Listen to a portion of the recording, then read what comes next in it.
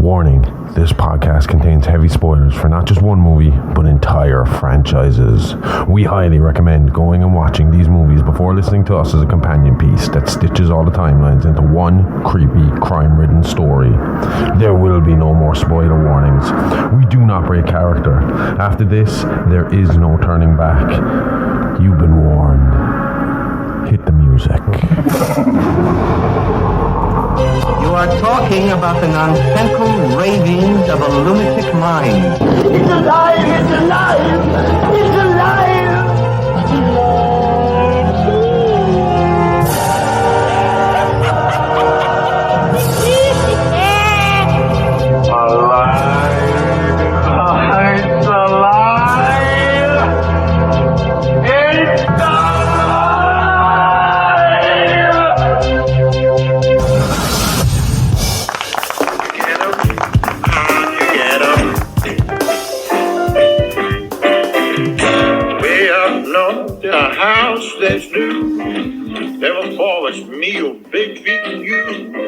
I don't know about you, but this was my introduction to Bigfoot. Harry Henderson's. Yeah.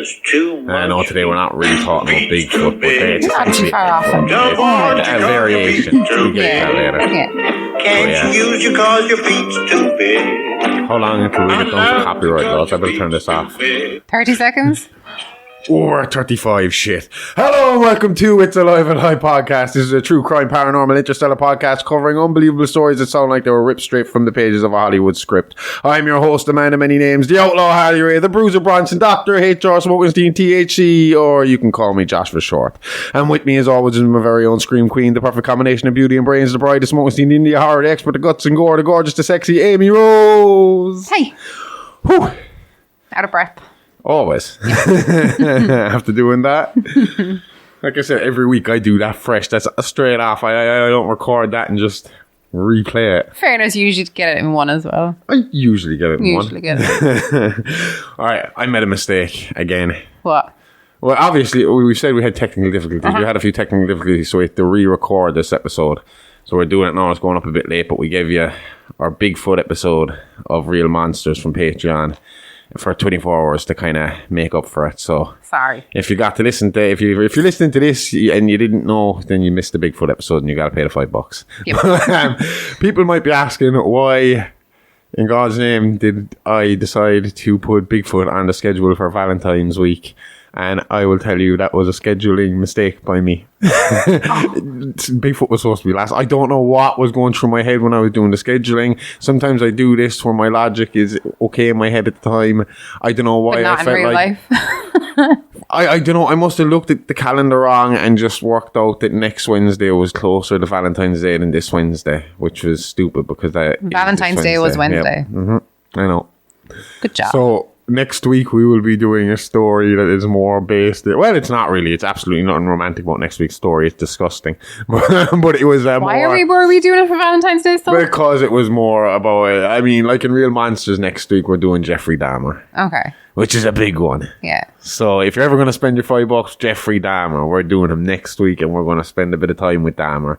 We've done some of the other big ones like BTK, so I try to save some of the big ones. I know Bundy will turn up sometime this year on that. Yeah. But obviously we try and find two comparing killers between this and our Patreon show. So if you look at Dahmer's story, it is a very tragic kind of story. You know, and it was more of his want of a... Well, actually, it was his want of a weird sex zombie slave. But in his own weird way, it was him wanting a partner and not being able to have it. But then he wanted a partner in his own very specific psychopathic way. Very specific way. It's fucked shit, which is why he became an absolute raving lunatic, psychopathic serial killer. And this other story that we're going to talk about next week will be kind of similar. But so that is why Bigfoot, for some reason, is our Valentine's Day episode. Well, not Bigfoot. It's actually not Bigfoot at all. Monster. It's the Fouke Monster. Fouke Monster. And the Legend of Boggy Creek. I forgot about that. Fouke or Falk? Huh? Fouke or Falk? I think it's Fouke. Fouke Monster. Okay. Fouke Monster. I'm sure the Bigfoots or Big Feet, they have Valentine's Day. I wonder what they give each other. They give each other nice presents. Sticks. Big slippers. Branches. The big fluffy man slippers. I got a fucking badass ring off of Amy this week with the Tree of Life on it, and it's fucking cool as fuck for Valentine's Day. I really love it. Is it better than your dog though? That's it. Amy got me a cool little dog. I've always wanted a little British bulldog, but they're expensive. And at the moment, I can't spend €1,000 on a dog that I want. And when I do get the dog, it will be called Chewbacca and we'll be best friends. Chewy for short, obviously. But it'll go everywhere with me. And I want this dog. I'm like Elmira here from fucking Tiny Toons. I'll hug it and pet it and squeeze it and feed it. But for the time being, since I cannot afford to spend €1,000 on a dog, Amy has gotten me this little stuffed toy animal. He is. And I've decided to call him Freddy. Why? After Freddie Prinze. Oh, With the head, the dog in the back and his head, and it goes up and down and up and down and up and down. See, people will be wondering now, Freddie Prinze, like, what the fuck, the Scooby-Doo guy, why are you naming him after that? No. I'm talking about Freddie Prinze. That's Freddie Prinze Jr. We're talking about his dad here. And I think he is one of the most underrated comedians I have ever heard in my life. I think the tragedy of it there is we didn't get enough of him. Because if you look at Freddie Prinze Jr., you'll get a lot, or not Freddie Prinze Jr., Freddie Prinze. Freddie Prinze Jr. is half Puerto Rican. Yeah. His dad was Puerto Rican. Well, his dad was half Puerto Rican, half German, I believe. He claimed to be Hungarian, so because he wanted to make the joke that he was Hungarican. But he was, I think he was actually German. It was the other side. But he was an extremely funny comic who got really, really famous, really, really young. I'm really fast. Like he was like 19. I think he was like 18 when Johnny Carson had him on the show. There is a bit of animosity towards him, wasn't there, because of how famous he got so fast in the comedy scene. Yeah, they said that he did. The other comics who were still struggling felt he didn't pay his dues because he got on the Johnny Carson show, and it's in the dark side of comedy. They talk about it, and apparently like he wasn't set to go on that night on Johnny Carson. He was there, he had been booked. Yeah. But when the guy that did the booking wasn't the same as the guy who set up the show. So the guy who kind of was running the show, the director of the show, basically went back to meet Freddie and shook his hand and then saw that he was Puerto Rican and came out in front of the whole audience and in front of all the camera crew and all the crew working there and started screaming at the booker. And he was like, what the fuck did you book him for? Johnny's not going to want that Puerto Rican on his show. And what happened was Sammy Davis Jr. was on the show that night. And for some reason, him and Johnny Carson ran out of stuff to talk about. And it's a live show. Yeah. Like the Late Late Show or whatever. Fluff it up, like, yeah. And they had fucking time to kill now. So there was 10 minutes there. Yeah. And they let Freddie go out and do his set. And Freddie was so good that, like, apparently the comedians say back then, it was like the equivalent of winning an Oscar for a comedian. If Carson it was like if Johnny Carson clapped and gave you and gave you the thumbs up, it was like you did good. Yeah. But if Johnny Carson fucking started to what would you say, like beckon you like over that. These fingers, like wave you over to him. Yeah. That was like winning an Oscar because that meant Johnny was going to give you time and Johnny liked you and now everybody was going to know who you were. Yeah. And like almost directly after Johnny called Freddie over, Freddie ends up landing a TV show called Chico and the Man.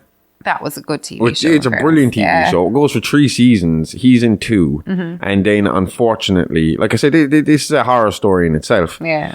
Because Freddie couldn't handle the fame so young. I mean, he was like 19.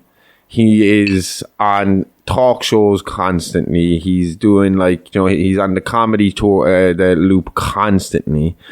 He's got his own peers looking down at him because he didn't pay his dues and telling him he got lucky. Yeah. He then got in trouble because on Chico and the Man, he was playing a Mexican character, even though he was Puerto Rican. So the Mexicans started firing back at him, telling him that he was cultural appropriation. It's the 70s as well. Yeah. So, and they were going hard on him. So he's confused because he's this young kid and he's like, but we're all Latino. Well, what's the problem? I'm not portraying you in a bad light. I'm trying to portray it. But they said he was making too many stereotypes. Okay. So he's getting this pressure from the Mexican the Latino population. Yeah. He's getting pressure from his own peers. So he starts hanging out with the higher up stars because he's becoming a superstar. He starts hanging out with superstars. But now you have this 19-year-old, 20-year-old kid who's hanging out with fucking superstars with their major vices. So now suddenly he's being introduced to cocaine and quaaludes, and he's up and he's down. And they figured out later on, after his death, which happened extremely young, that he had a lot of mental health issues that weren't being addressed. Because his family, after Freddie Prinze died, his family successfully sued his doctor and psychiatrist. It was settled out of court, but they sued him because they said he died of suicide. They said that that they were overprescribing him the quaaludes, which was true. Other comedian friends had said like that Freddie could go away to Vegas for the weekend and come back with like a huge jar full of quaaludes, like. But essentially, they said that they weren't paying attention to him because like the night he died, he'd settled down a little bit when Freddie Prinze Jr. was born, and he was like the woman, Freddie Prinze's Jr.'s mother was like the love of his life. Yeah, and she kind of settled him a little bit, but then he started to kick up again. He was, drinking, drugs. He was supposed to be extremely unpredictable because of his mental health issues. So he had a gun, and he'd like start kind of messing, playing Russian roulette in front of friends to scare him. But apparently the night he died, he was only 21 years of age. Jesus. And he was like a superstar. Yeah. And it was he just finished shooting his last episode of the second season of Chico and the Man. And he went home and his assistant was with him. And he was like, hey, I'm not happy, I'm down and all this. And he was telling her that he was feeling bad. So she stayed there and she rang for his doctor to come. His psychiatrist. And the psychiatrist came over and then she asked, is it okay for me to go home? And he was like, yeah, you can go. And she went away. And she said, as soon as she got home, her phone was ringing. And she answered the phone and she said it was Freddie. And she was like, what's wrong, Freddie? He was like, I'm lonely. He was like, but is the doctor with you? And she was like, no, as soon as you went, he left.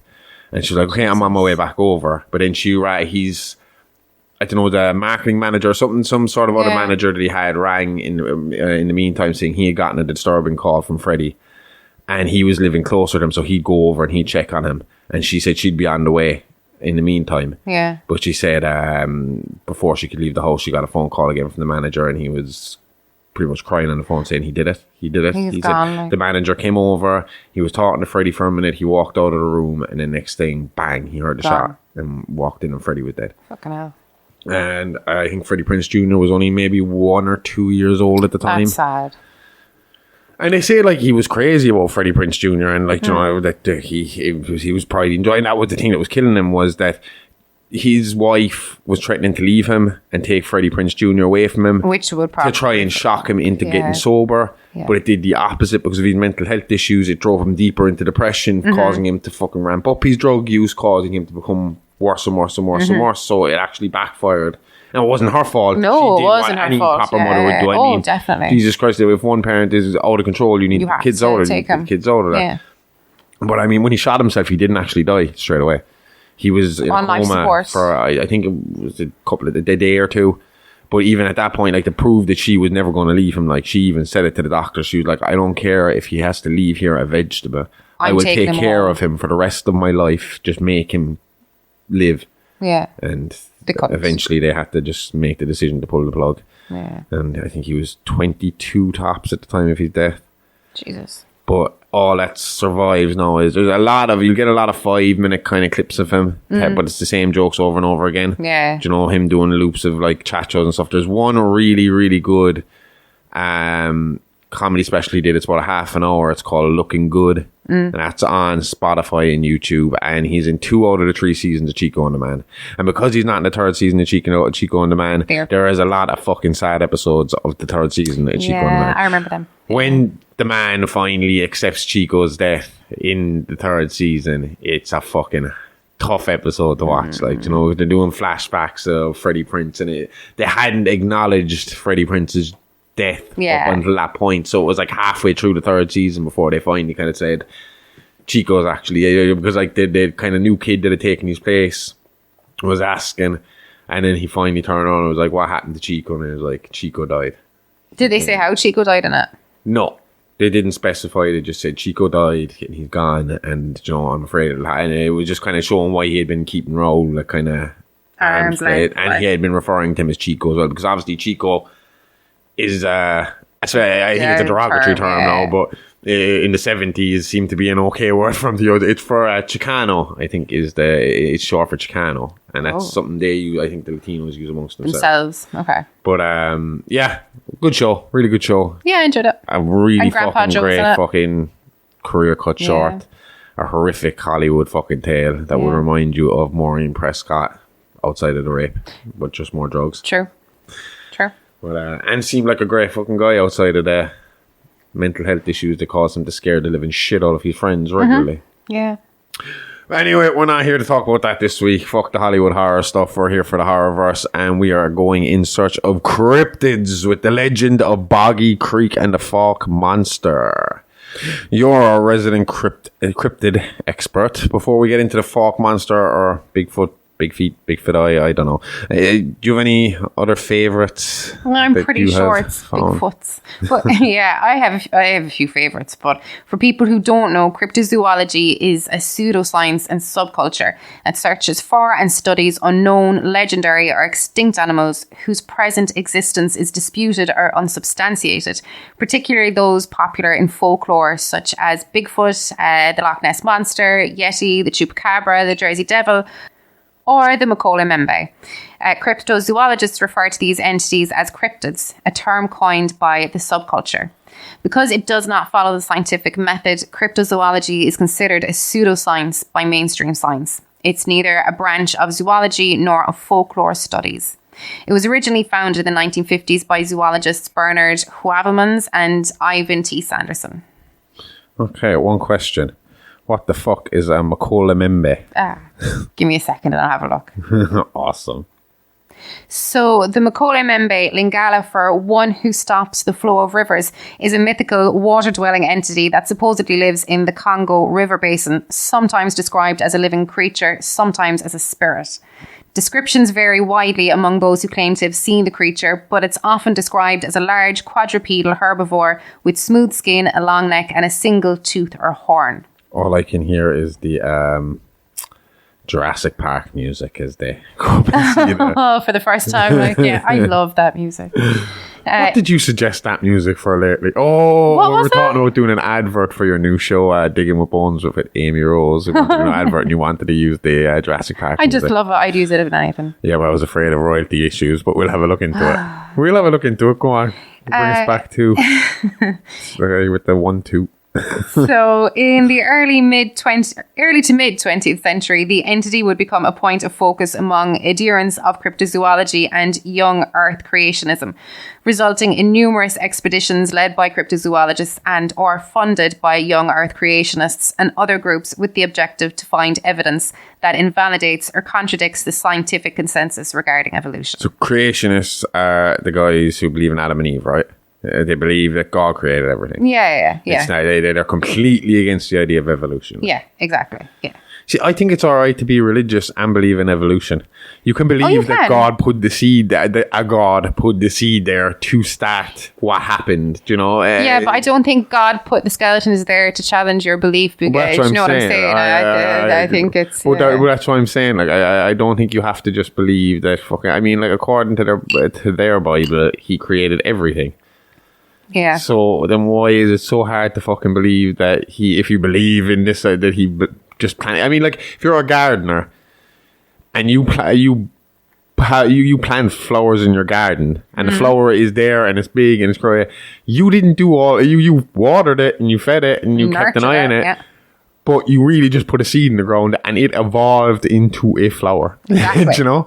Yeah. Why is that so hard for It's like Lisa Simpson with her tooth and the civilization. Why is that hard? Yeah. Why can't you just believe? If you're going to be that hardcore about your beliefs in Christianity and stuff like that, instead of going again, why don't you do what you do with everything else and fucking just say, yeah, God, we believe in evolution because it was part of God's plan. Because that's what they say every time you get in an argument with one of them, and every time you try and say, well, how would you explain this? Well, God did it. Yeah. And if you ask them what, because I asked before, I remember we had these two into our school when we were in secondary school, and I just had him in a question loop because it was like, I was like, so condoms are bad. And he was like, yes, condoms are bad.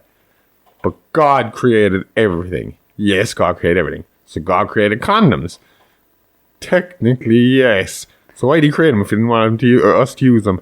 Well, then their go-to then is the devil. Put them well, it's temptation, yeah. Like, hold on 1 minute, buddy. If God created everything, he created the devil too. So why would you say that one? And that poor man left a broken, shattered Christian when I was finished with him. Would that not be the same as entrapment if God is making the condoms and putting them in view for you to use? Yep. You couldn't use that in court. Nope. I'm telling you that much. So when we're at the pearly gates, you can't be holding stuff like that against us. We'll have our lawyer with us. We'll go through every fucking sin with a fine-tooth comb and find our loophole. So paleontologist Donald Prothero remarks that the quest for the Mokele Membe is part of the effort by creationists to overthrow the theory of evolution and teaching of science by any means possible.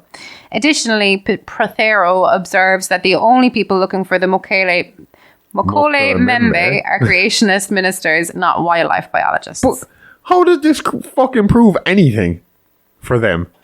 All they do is find a new creature. How would they? That's all it. Because like we've discussed this on the Bigfoot episode on Real Monsters briefly, how cryptids in some cases turn out to be real. Cryptids in some cases are just animals that have not been discovered yet. The mountain gorilla was considered a cryptid until about 1903. The platypus was a cryptid. The fucking squid was once known as the kraken. You know, the giant squid. Yeah. So I mean, it's not like it's completely out of the realm of possibility for something to. So why would I wonder? I know we didn't look into it, so we can't answer this question. But why did these fucking creationists think by finding a new and cataloging a new species of animal would that instantly negate, like cancel out evolution? Well, I think if they maybe would it be a thing of they kind of liken it to dinosaurs? Would it not prove the dinosaurs? But that's what I'm saying, that they link it to dinosaurs, so it would prove dinosaurs. So they'd be like, right, well, those fossils can't be 365 million years old if these things exist now. So the Earth can only be this amount of time old, the amount of time that we're saying, because these cryptids and dinosaurs are alive now. Do you know, that would be their thinking? But there is fucking stuff still alive from back in the dinosaur time. I understand what you're saying, but I think that's their line of view. Didn't Charles Darwin's tortoise outlive him and about two other fucking... It's still alive, isn't it? As far as if it died, it only died recently. I mean, fucking that thing was passed on. I'm pretty sure alligators, crocodiles, chickens... But chickens are fucking evolved. Birds in general are evolved from dinosaur, yeah? Oh, she died in 2006. She was between 175 to 176 years old, and her name was Harriet. Oh, I know that's not millions of fucking years, but the point is here that, there are species of reptile that fucking come from prehistoric time. Oh, yeah. There are animals. Cockroaches. There was plenty of animals in the sea that were there before and during the dinosaurs' time. This will prove nothing. Horseshoe crabs, sea turtles, sharks, megatherium. There's a load of them. Do you know what happened? Galapagos lizard. The devil made him do it. The devil put all those bones there, and he's been tricking us all again. But that's part of it. That's part of what they believe. That's another thinking. Listen to it a few episodes back. It was Loki. It's always Loki. Okay, anyway, most mainstream experts believed that the Mokele Membe, as reported by Congolese natives, was probably inspired by the black rhinoceros, which once thrived in the region. Historian Edward Guimont, am I saying that properly, has argued... Yeah, that sounds right. Has argued that the Mokele Membe myth grows out of the earlier pseudo-historical claims that about Great Zimbabwe, and in turn influenced the later reptilian conspiracy theory. Oh, do you have about 5 or 6 hours to spare? We get into this reptilian shit. Nope. You think I can go in on the Christians? We can talk reptilians if you want. Yeah, but not now. Someday. Oh, I didn't think so. But it kind of looks and sounds like Nessie, so I don't know where they're getting the bar of the horn. I don't know where they're getting their fucking rhinoceros thing from. I mean, the pictures I've seen look like Nessie. Maybe same species. That's what I was thinking. But they do look a lot alike. The only thing I haven't heard, the only difference is I've never heard of Nessie having just one toot or a big ass horn that's head. But then again, there's no rhinoceroses in Unicorn Nessie. Uni Nessie. Nessicorn? I don't know. Speaking of funny names, have you come across any funny named cryptids in your research? Yep. There's the Snallygaster. Oh, what's that?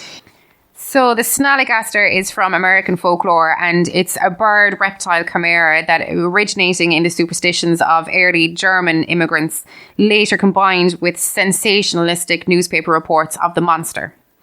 Early sightings associate the Snallygaster with Frederick County, Maryland, especially the areas of South Mountain and the Middleton Valley.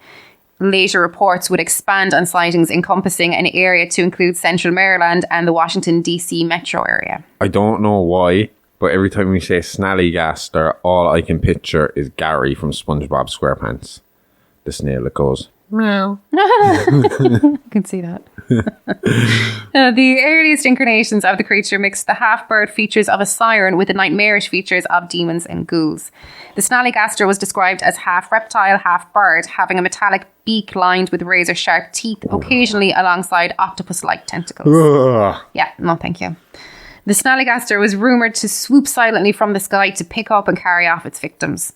The earliest stories claim that this monster sucked the blood off its victims. I wonder to do it through the suckers on the tentacles. Probably, that's disgusting. I saw this woman eating, like a video that came up on Facebook, and it was like this live tentacle. You have shown me some of these videos before, I know, lady. They're it's so weird. disgusting. But the tentacle comes up and it sucks onto her face while she's eating it, and she has to pull it off. The one where it's gushing all over, and there was some perverts watching that fucking video. Or the big mussel. It's like literally a clam, and I remember I showed you that one. It's just, I get really weird videos sometimes. You be looking up, you fucking weirdo. 7-pointed stars, which reputedly kept the Snallygaster at bay, can still be seen painted on local barns. Oh, class. Yeah. So 7 points are like a... Not like a pentagram. No, a pentagram's fine. With 2 more than a pentagram. It would be 1 more point than the Star of David. Yeah. I don't know where the point fits it in. Yeah, where does it go without where we're missing a point? Hang on now. I feel like it has to go in 2s. Pointed? No, because a normal star is 5. A triangle would have 3. Oh yeah. So if you draw one kind of like 1, 2, 3, like a weird kind of like parallelogram. Okay, all I'll say is this is an audio medium, so this isn't going to work. Go look up a 7-pointed star for yourself. There we go, Google. I wanted to know how to draw. Oh, okay. What else do we have? So then there's the Pukwudgie. Oh, okay. So according to legend, Pukwudgies can appear and disappear at will and shapeshift, of which the most common form is a creature that looks like a porcupine from the back and a half troll, half human from the front and walks upright. Sounds like it's straight out of The Witcher. Yep. They lure people to their deaths, use magic, launch poison arrows, and create fire. Really sounds like it's from The Witcher. It sounds like that dude from The Witcher. Do you remember the guy who had the curse on him? Oh, yeah. And he had the porcupine fucking kind of style stuff on him, wouldn't he? Wouldn't he all kind of, wouldn't that he's like the former, or am I imagining that? I think you're combining 2 characters. Do you not remember? I know the porcupine guy. And wasn't he like surrounded in that big hall that they were having a party? Yeah. And but wasn't he like cursed or something? He was cursed, yeah. Yeah, that's what I'm talking about. Oh, that's what it sounds like. I get you. Even though every time you say Pukwudgie, all I picture is a porg. But your description now makes them sound more like a porg if it was a Pokemon. Yeah, I'd agree with you. Oh, and just also to point out that the Witcher does take, most of it is rooted in folklore. Like, you can see a lot of Irish folklore and all that. Like, there's a lot of fucking mixture between Celtic and Norse. Polish. It is Polish. So it draws a lot of Slavic as well. What's it called in Poland? It's not the Witcher. It's the Hexer, isn't it? I think so, yeah. Yeah, I'm pretty sure it's the Hexer. So Native Americans believe the Pukwudgie were once friendly to humans, but then turned against them and are best left alone. Oh. Yeah. According to lore, a person who annoyed a Pukwudgie would be subject to nasty tricks by it, or subject to being followed by the Pukwudgie, who would cause trouble for them. What the fuck happened between a person and a Pukwudgie that caused this rift? Like, was there like some Native American like chief and like some like real grand presidential Pukwudgie hanging out one night, and like shit just got fucked up, and it was like, that's it, the Pukwudgies and the people are finished, we're done, we are not friends anymore, and they split?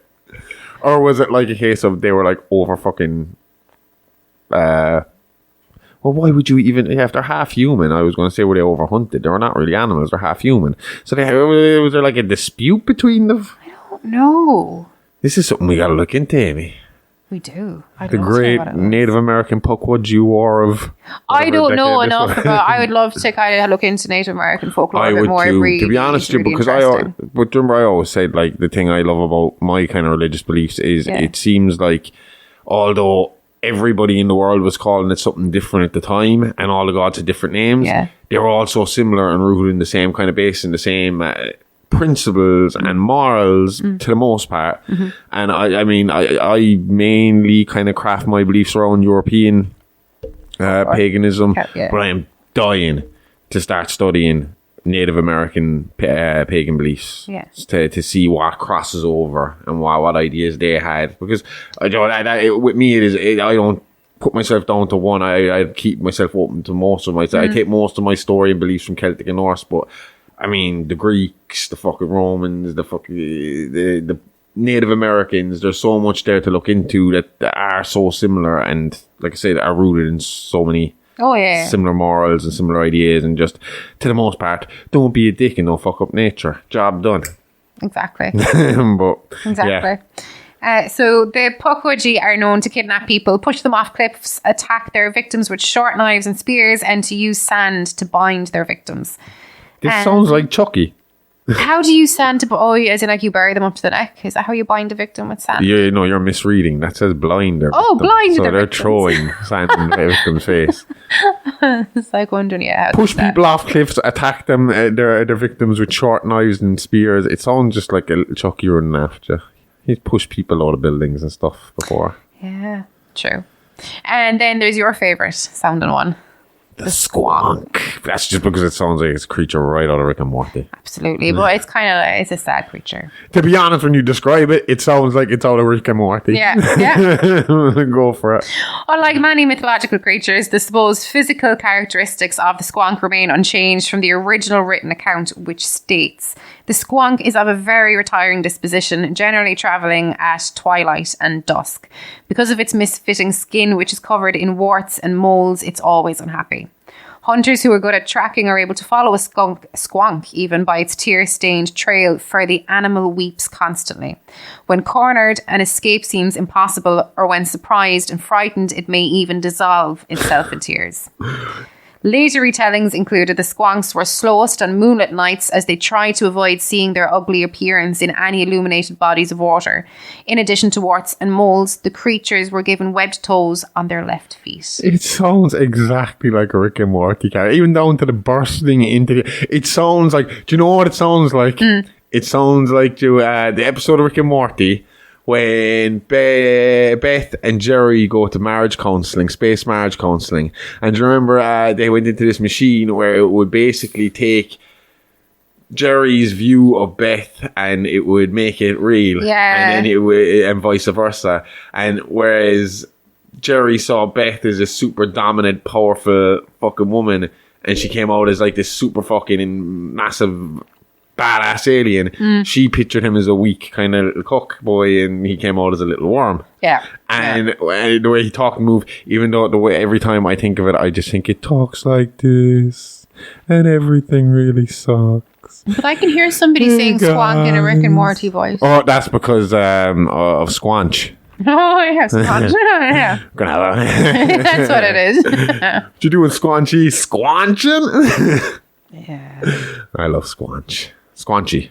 Yeah, Squanchy. But squonk, I am pretty sure the word squonk would have come up in fucking... Squonk. It's definitely been said in Rick and Morty at least once. Has to have been. Even as a sound effect. I'll rewatch it again, just to give me a reason to rewatch it again, even though I've rewatched it 3 times this year already. I love that show. Again. Anyway, that's a lot of cryptids. But this week we are going to be looking at someone who comes straight out of the Bigfoot family. And we're going to cover the Fouke Monster and the legend of Boggy Creek. Patreon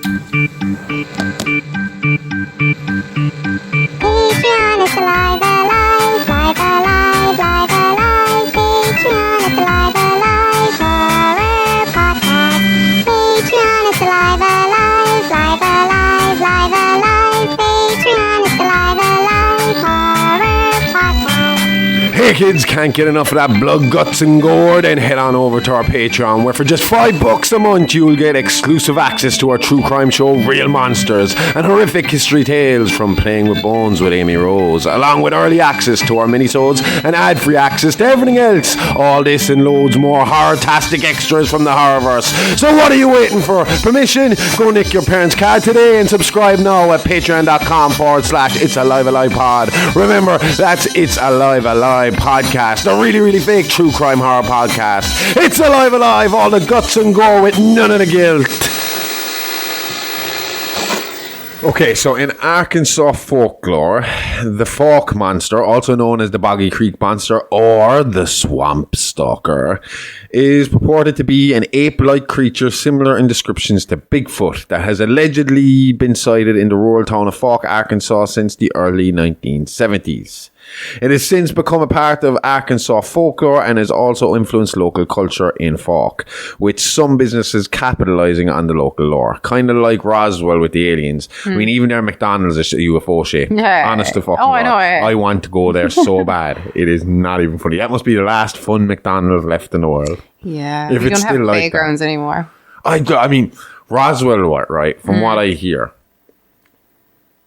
wasn't the best place to live. Underfunded, like. Yeah, I think I read somewhere there was a bit of a meth problem there for a while. Yeah. But the way they capitalized on the alien thing, I mean, it is supposed to be brilliant. To go there. I mean, like alien museums, alien fucking shops. Why not? Like? Oh my God, it is on the bucket list. Yeah. I would love to go to Roswell. We'll get you there. If we, I don't know if it's sectioned off. I don't know if you're allowed on there. But if we could get to the actual area where your man claimed to have found the stuff. Oh my God! Is there not like loads of stories of people being like told to get the fuck out, or you were opening to Area 51, they're on you. I mean, if you pass a certain border, they'll have signs. But if once you pass a certain border, they'll be watching you, and then there's more signs. And once you pass those signs, they are literally on you. And it's like, what are you doing here? Turn the fuck around, get the fuck out of here. Do you know, you are not welcome here. Anyway, I like Roswell. Various reports between 1971 and 1974. Well, not so much. Like I thought I was about to say that there was sightings of them, like there was in Roswell. But obviously, the Roswell aliens are not beasts. Seen as large bipedal creatures covered in large, long, dark hair. I'm all over the fucking place here. You know what a Bigfoot looks like? It's a hairy old fucker. It's about 7 foot tall, weighing in at 250 to 300 pounds. That's still less than what the Big Show allegedly weighed. What? And would be less. That would make Andre the Giant bigger than though for wrestling purposes. Sometimes I think at one point the Big Show was genuinely 500 pounds. Oh wow. I think that was pure genuine. I think at one point he was told to lose weight, but put on muscle, and I remember he went away for a while. Yeah. Because when he did start wrestling, he was mostly muscle. Okay. I remember. I remember seeing he just had gigantism. Like, I mean, there's not, but Andre the Giant would have been bigger than this dude. Hang on, did you just say Big Show is gigantism? They would have the pituitary. Yeah, gland. That's the issue, isn't it? In gigantism. The reason Andre died and Big Show didn't, he didn't. Big Show had the surgery. Yeah. Andre didn't want to have the surgery for some reason. He was afraid. Apparently, he was just afraid to have the surgery, or he was nervous for having the surgery. Yeah, I think so. He did. I mean, Andre had a terrible death because he literally his bones grew too big for his body. Jesus. His body just couldn't handle. I mean, the bones kept going and going. Yeah. So he just broke down. Whereas the Big Show, Paul White, was smart enough. Well, not smart enough. He had the surgery, and that stopped it. So that would stop his issue and stop him from. I never knew that. He would have had he's a giant, like he's a genuine bona fide giant. Class. From what I know. Now, I could be completely wrong. I mean, it is the world of professional wrestling, and the world of professional wrestling is about as murky as the world of the Horrorverse. Some stuff is real, some stuff isn't. You just gotta figure it out for yourself. We ain't gonna tell you. Some accounts describe the Fouke Monster as running swiftly with a galloping gait and swinging its arms in a fashion similar to a monkey, which Again, sounds like the Patterson Gimli fucking tape. Yeah. Reports also describe it as having a terrible odour. The odour being described as a combination of a skunk and a wet dog. I hate the smell of a wet dog. Yep. And it's having bright red eyes the size of silver dollars, which scares the shit out of me. I love the colour red, with the idea of red eyes. Because they said that about the Amityville horror as well. Yeah. The Amityville haunting. Okay. That they were seeing, like, the child said she saw it. But it was a pig looking in the window and it had bright red eyes staring in at her. But this was upstairs. That's a common characteristic with Bigfoot is a flare, that flare in the eyes. But like no ape and no human has that flare, that flare like. So that's crazy. A variety of tracks and claw marks have been discovered, which are claimed to belong to the creature. One set of footprints reportedly measured 17 inches in length. That's 7 inches wide. While another appeared to show feet that only possessed 3 toes. This is a common thing, the 3-toe thing with the Fouke Monster. Yeah, like outside of the 3-toe thing, it sounds like every other Bigfoot description. You're the expert when it comes to that. You've covered a few Bigfoot variants on Creepypasta Crypt, released every Monday and Tuesday on all good social and podcast providers. Yep. What type of Bigfoot does this most resemble to? Probably the skunk ape. Yeah? Yeah, so... Is it the smell? Yeah, when you said it there about the skunk. But it's commonly described also as a bipedal or human or ape-like creature, approximately 5 to 7 feet tall and covered in mottled reddish-brown hair. The skunk ape is often reported to be smaller in stature compared to traditional descriptions of Bigfoot from the northern United States and Canada. So that doesn't line up, but it's named for its foul odour, often described as being similar to a skunk. And like you pointed out, that's as being a sign in folk that the monster is close by. The smell? Yeah. Do you know what I was surprised by with my research this week before we keep going with the skunk ape? I never realised that most Bigfoots are gingers. Yeah, fair. That's true. I am fucking surprised. Like, it's a common thing is ginger. And this is a weird one for you. And it's completely off the subject. But I remember I used to have long hair. And I had brown hair. You did. I was blonde as a child and I had brown hair from my teens onwards. Yeah. And then I grew a long beard, which went red. Yeah. And then I started to go bald. You did. And I turned to you one night and I was like, well, I mean, people, whenever I wear a hat, get confused and think I'm a ginger. So once I shave my head, people are definitely going to think you're a ginger. They're going to think I'm a fucking ginger.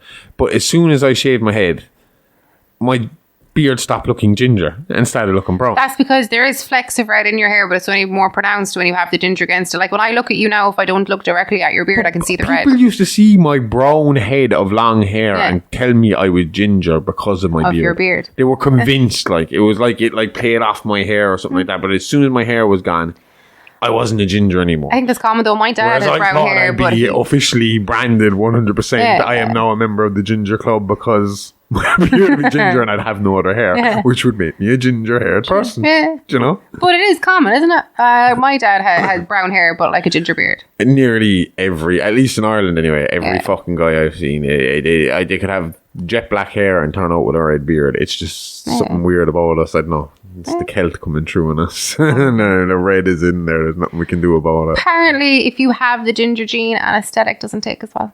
No? Mm-hmm. There's been studies done on that. Well, whenever I went to the dentist, I've needed multiple anesthetics. Oh, that could be my beard. they can't. I have awful trouble with anesthetics as well. It's probably down to my ginger beard too. It's a sexy ginger beard, though. Fuck me.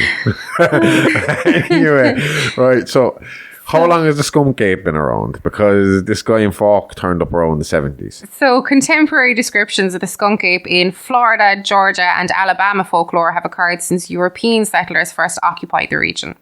In 1818, local newspapers reported a story from what is now Apalachicola. I fucking struggle with it every time. Me too. Especially, that's similar to the Appalachian Mountains. Yeah. Anything with Appalachia in front of it, I'm going to be like, oh shit. That's why every time we watched Outsiders and you're like, what one's the Outsiders? I'd be like, the one with the mountain. The one with the mountain men in it, right? Oh, they were in the Appalachians, were they? That's what they were supposed to be, yeah. The one with what's his name from Sons of Anarchy? Why am I forgetting this? Don't. Holy Opie. shit, what? Opie. Opie. He was in a Bates Motel. He was good in that too. Yeah. And he was in The Walking Dead. Haven't seen him in anything since. he was but in The he's badass and Whisperers. everything. Yeah. I loved him in Bates Motel. He was very Loved him in good. Bates Motel. I And that's really a want. story. He was actually really endearing in Bates Do you know Motel. what is going to be really cool is eventually we'll be talking about the story Behind that influenced the TV show Bates Motel, and that's Norma and Norman Bates. Yeah. So we might actually get into the character that Inspired. Ryan Hurst played. Yeah. I think his name was Chick, but we will get into that. Yeah. So that is something for the future. You're teasing them. Sorry. Little breadcrumbs of a story we'll tell. So if you want to know more about Norma and Norman Bates before we get to them, check out Bates Motel. It's a serious TV show. But there is a lot more to that story, and we will get into it in a few months' time. Maybe.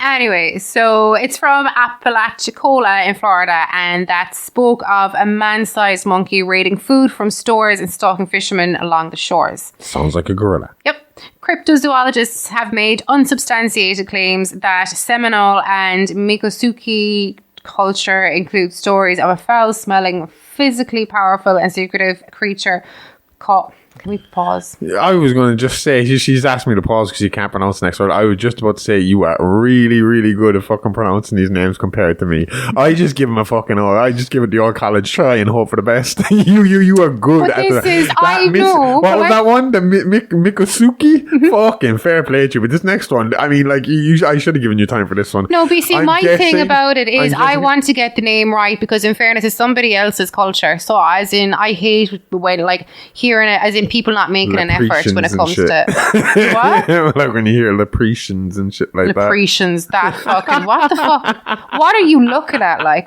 wait, what on God's green earth makes you think leprechauns is pronounced Lepretians? Oh, I don't know, but you were going to say the secretive creature called it. Esty Hey, you got it. Is it? I'm pretty sure that's the way it looks to me, and that's the way we're going. Keep it moving.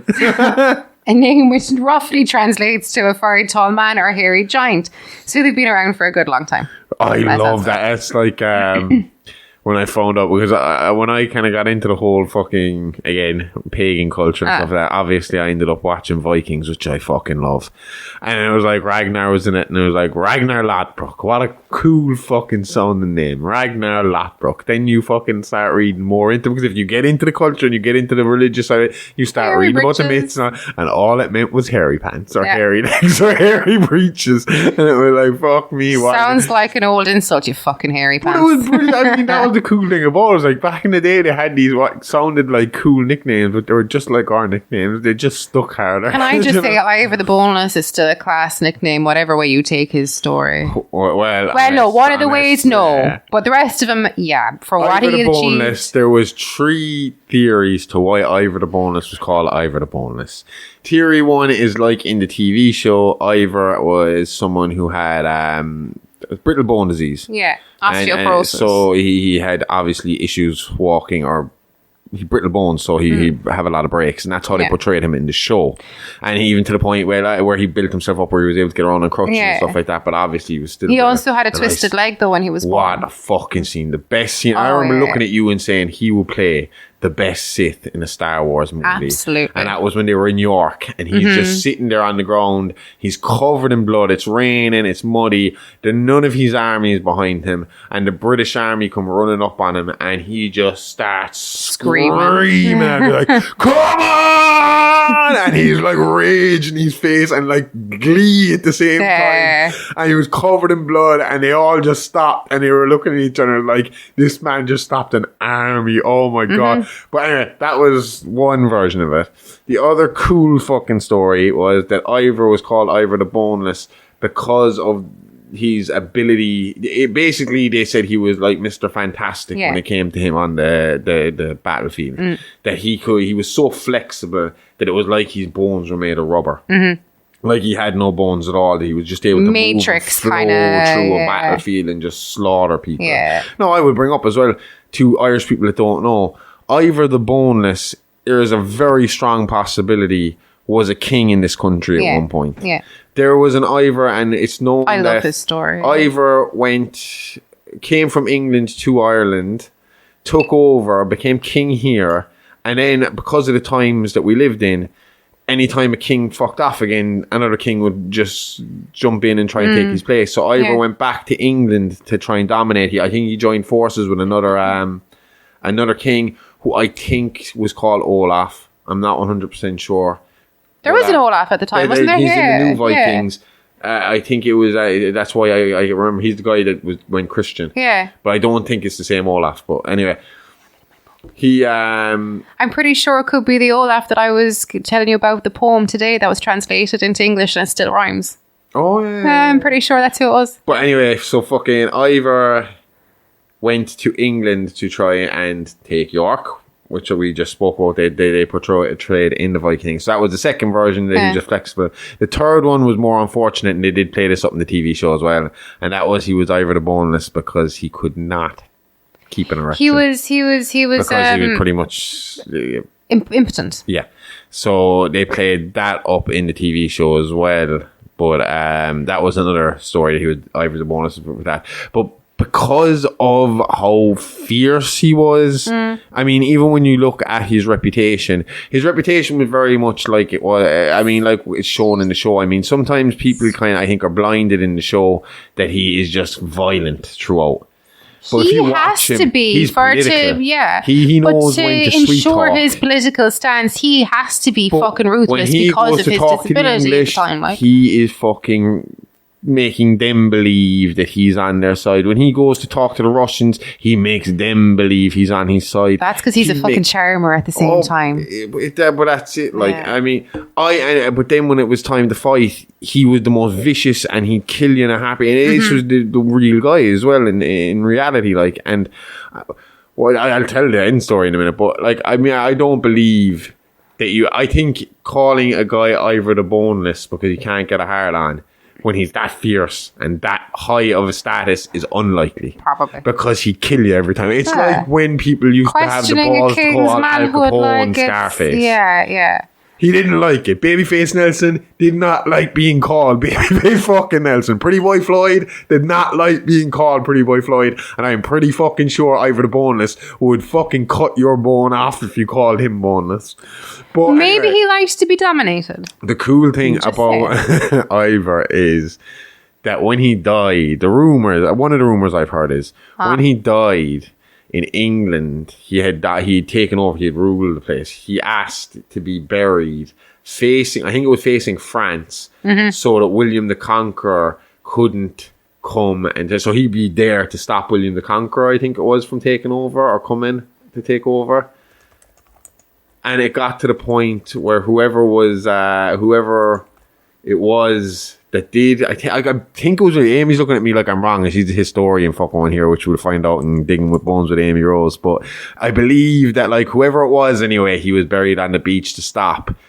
Didn't fucking go towards him. Went the whole way around the country of Britain and went and invaded from behind Ivor's grave on the beach. And I think they came up and dug up the bones, is what I heard. Amy saying it's not William the Conqueror. It's not William the Conqueror. So Rollo was alive around 873 AD. William the Conqueror was alive. I mean, think it might be Rollo, which would make sense. So William the Conqueror was 1028 to 1087. And just to not confuse people who are Viking fans, in real life, I mean, Rollo did not live in the same time as Ragnar Lothbrok. They were not brothers. That was for the TV show only. Rollo does have a lot of DNA in Irish people, though. Yeah. That's because the Normans were there. It is believed that Ragnar was the father of the sons that we see in the TV show. But then there's also rumor that like Ragnar is similar to what Fionn McCool and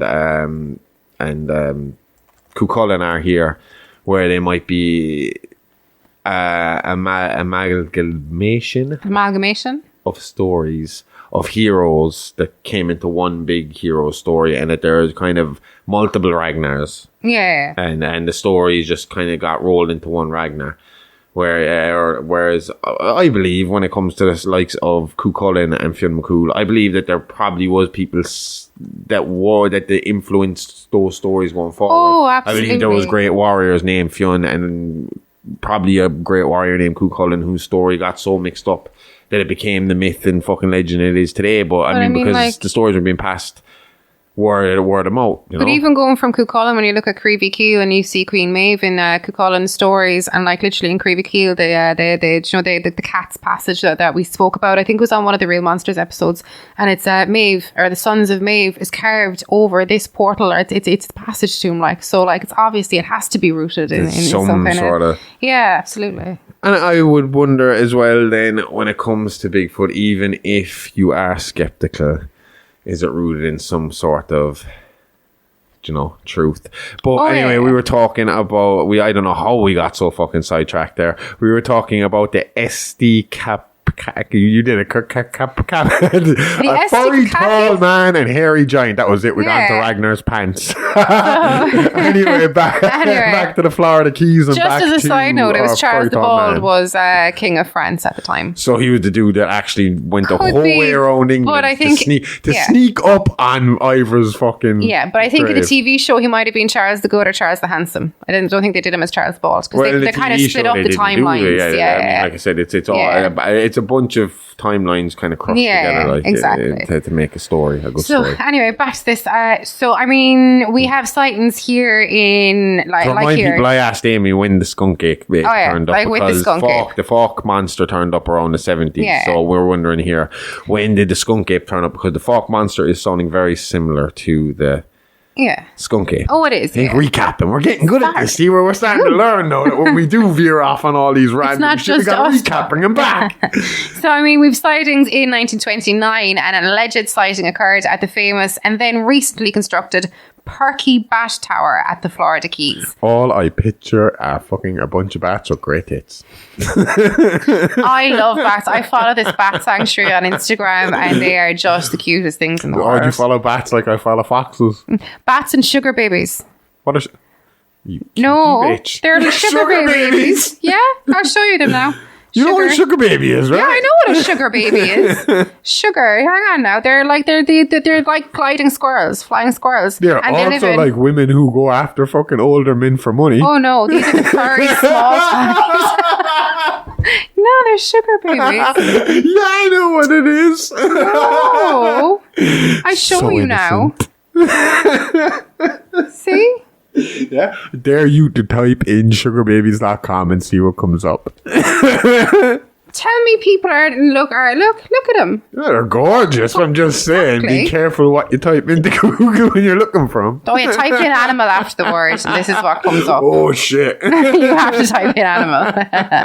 They're gorgeous. Alright, back to fucking the Perky Bat Tower with the great titted bats. Let's talk about that.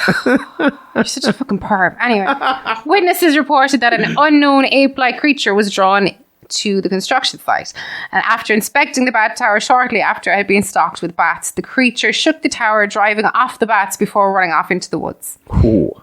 In 1942, a man in Suwannee County reported a similar creature rushing out from the brush line while he was driving down an isolated road. It was alleged to have grabbed onto his vehicle and beat on the running board and door for half a mile before departing. This time last month I would have said bet, but lesson learned. In the small community of Barden in Putnam County, Florida, beginning in the late 1940s, there were a number of alleged sightings of a creature that became known as the Barden Booger. In the 1960s, but I wonder, does booger have the same meaning in America, like the way we have fanny and they have fanny? All I see is no, they have booger. Booger's an American fucking word for fucking snot. We never called them boogers when we were kids. English kids do. Boogers. Oh no, they use it in America. Oh, and bogies is a really English thing. I hate bogies. I hate that fucking word. But booger, all I see is the swamp thing, except it's like dripping. Our oldest saw a sausage dog the other day and he goes, "Oh, cool, a wiener dog." I was like, oh, that's so American.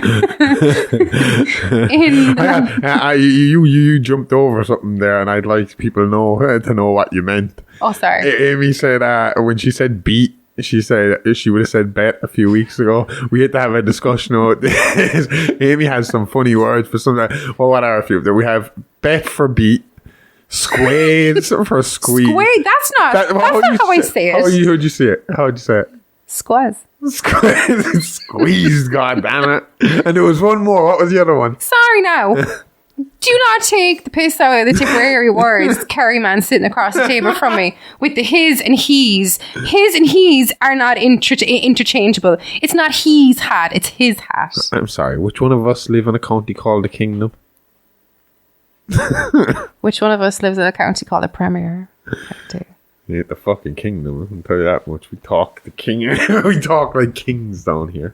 You do in your back. Half of you can't understand. Half of me, I can understand. We don't have them anymore, but there's a reason. There's a book of Kerryman jokes. We are kind of fucking Florida man of fucking Ireland, like, unfortunately. It is interesting down here. In the 1960s, a rash of sightings in central Florida happened around the Alachua County and Marion County. One such report from 1963 involved several members of a family encountering an ape-like creature around their rural home, including one instance of it approaching a window to peer inside at night. That is my absolute fucking nightmare.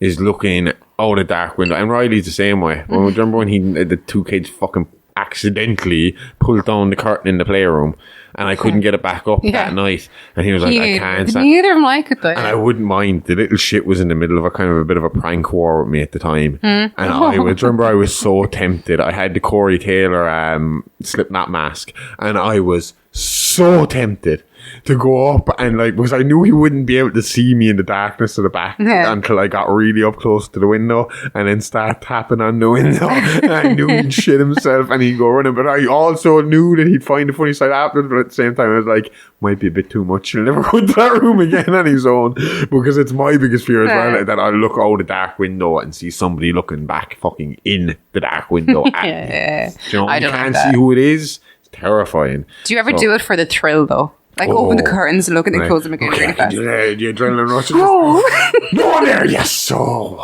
why rush? When I was like 12 or 13, I'd be waiting to go into. I used to do voice training, and I used to do it beside a river in school, and I had like 20 minutes. But I used to be just have to get my mobile phone, and I used to have a few minutes to like to wait. And there was a wall beside the river and a walkway, and I used to stand over, and sometimes I'd be on my phone. I'd be like, holding it out over back in and be like, adrenaline junkie. What a thrill. What you just described there about that family and their problem, it sounds almost identical to the Fouke Monster and what we're going to talk, the first story of the Fouke Monster we're going to talk about today. But before we get to that, have you ever heard of Momo the Monster? I've heard of the internet viral thing, but not Momo the Monster. No, it's not Momo the Monster. Momo, also known as the Missouri Monster, is a purported, I can't say the fucking word, Amy. Purported ape-like creature similar to description of Bigfoot that was allegedly sighted by numerous people in rural Louisiana, Missouri in 1971 and 1972. So around the same time as the Fouke Monster. Yes, the most well-known alleged sighting occurred on July 11, 1972, when two young boys were playing in the backyard on the rural outskirts of Louisiana, Missouri. Their older sister Doris was in the kitchen when she heard her brother screaming. When she looked out the window, she observed a massive dark-haired man-like creature holding what appeared to be a deceased dog, and described it as having a pumpkin-shaped head and large glowing orange eyes. This kind of sounds like she might have had a Michael Myers sighting, not a fucking Bigfoot sighting. Many alleged sightings occurred that year. Most notably was local fire department chief and member of the city council, Richard Allen Murray. What a name. Definitely got to believe a city councillor. Who reported driving along a creek bed when he saw a massive upright creature in his vehicle headlights. As a result of these reported encounters, a 20-person posse was formed to hunt the creature, but nothing was ever found. You know shit's about to go down when a posse, when it's not a group, it's not a posse. That's worse than a gang. When you hear a posse you're put together, shit's getting real. The next fucking one up is a fucking lynch mob after a posse. So you go so it goes a gang, posse, lynch mob. Everybody's got to get the fuck out of there. One up the ante. Go on. All right. I see you're a giant ape and I raise you a giant goat man. Okay. So the Lake Worth Monster is a legendary creature said to inhabit Lake Worth at the Fort Worth Nature Centre and Refuge just outside Fort Worth. It's often described as being a part man, part goat with scales and long clawed fingers. Right. Reports of sightings by local citizens of a half man, half goat with fur and scales in July 1969 led to the beliefs that a mysterious creature lived in Lake Worth. Newspapers reported the alleged sightings, including one in which the monster landed on a man's car after jumping out of a tree, and another in which it threw an automobile tire at a group of people. Dick. I know, yeah. Newspapers also published a photograph purportedly taken of a creature by Alan Plaster. That's made up. And locals began driving out to the lake at night to get a look at it. It does sound made up, doesn't it? Alan Plaster. It sounds like someone was given their name and they looked at the counter and there was like Plaster's Band-Aids on top. Alan, Plaster. Although if it's America, it'd probably be Alan Band-Aid. Unless he was seeing someone getting fucking a cast on or plaster in the house. True. Yeah. Local police investigated the claims but found no evidence of the monster in the Lake Worth and Greer Island area. According to one reporter, the Goatman legend was spread via summer camp stories where camp counsellors told children to listen carefully and you'll hear his cry on clear nights like tonight. Okay, you win. You're just showing off now, though. This Goatman is clearly not the animal we are talking about today. Yeah, but who doesn't want to hear a story about a half man, half goat? True. I wonder is he anything to Man Bear Pig? Yeah, and now you're just being silly. Moving on and back to your I was about to say your Boggy Creek Monster, but he's not your Boggy Creek Monster. He's our Boggy Creek Monster. I do have one more, though. It seems very close to the Fouke Monster, if you want to hear it. Go for it. Right. So the Honey Island Swamp Monster, also known as the Cajun Sasquatch, is an ape-like humanoid creature similar to descriptions of Bigfoot, and it's purported to inhabit the Honey Island Swamp in St. Tammany Parish, Louisiana. And it's become part of Louisiana folklore. No, see, to me, if you're gonna make a Winnie the fucking Pooh horror movie, do it about the Honey Island Swamp Monster. Honey, I mean, who doesn't love honey that looks already fucking? It's often said to be a misidentified bear. Yeah. Yeah, exactly. There you go.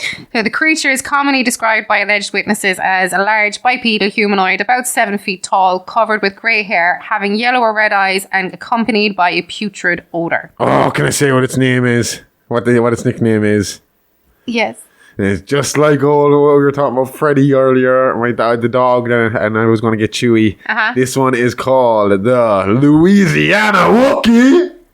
Also known as the Thing. But I want to hang out with I'll have a beer with the Louisiana Wookie. I won't let my fucking missus around the Louisiana Wookie because she has a thing for Wookiees, but you have a thing. You sound like you're jealous of it. You won't drop it. You are not to be left alone with Black Chrysanthemum. That's it. I feel safe around Chewbacca, but Black Chrysanthemum, I reckon. I trust your instincts, to be honest. Other local names for the creature include the Louisiana, like you said, the Louisiana Wookie and the Thing. Alleged plaster casts of footprints said to be from the creature showcase 4 toes, and not a natural trait found in primates who possess 5. But still one more than the Fouke Monster, who has 3. So let's look into this and see if we can figure this out. Yep.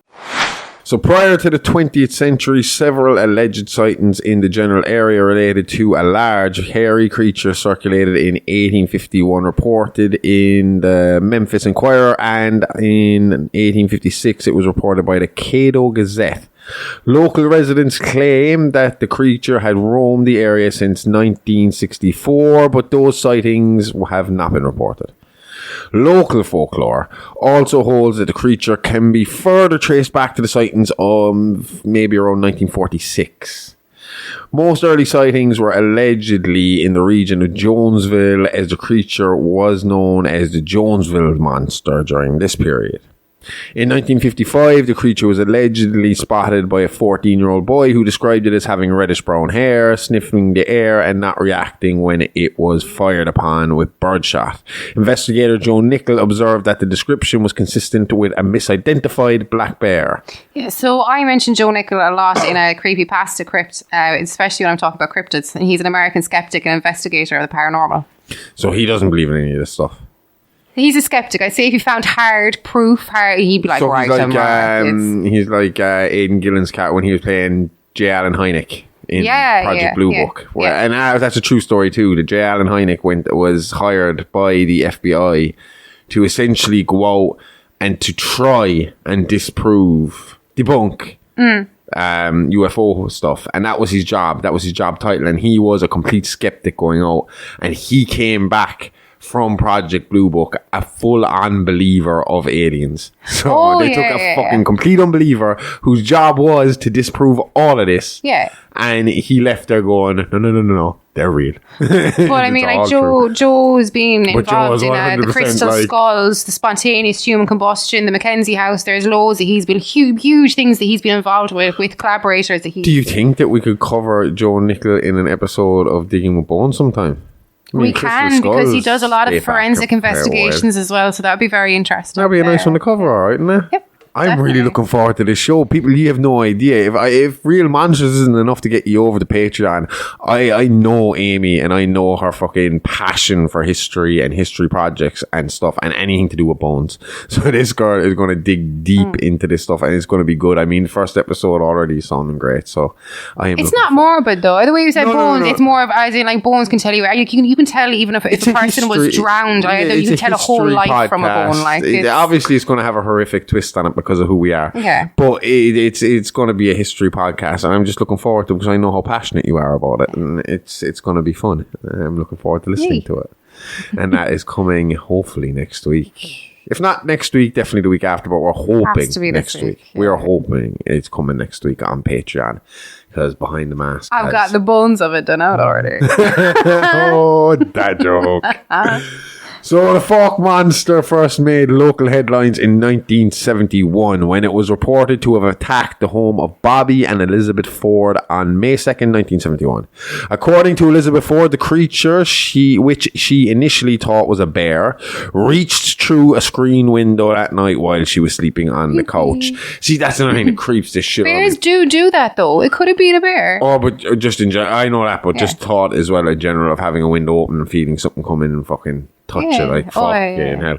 According to Elizabeth Ford, the creature, which she initially thought was a bear, reached through the screen window that night while she was sleeping on the couch. It was chased away by her husband and his brother Don. During the alleged encounter, the Fords fired several gunshots at the creature and believed they had hit it.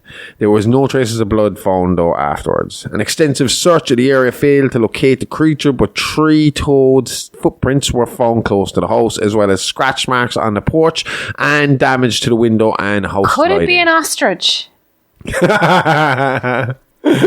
3 toes Back to reaching in over the window, its neck going in. I'm pretty sure birds have those flares. Oh, maybe.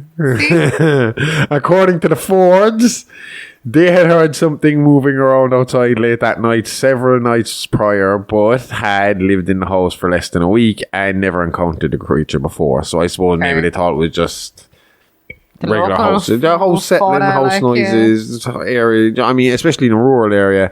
You know yourself, we live out in a rural area. You hear animals sometimes.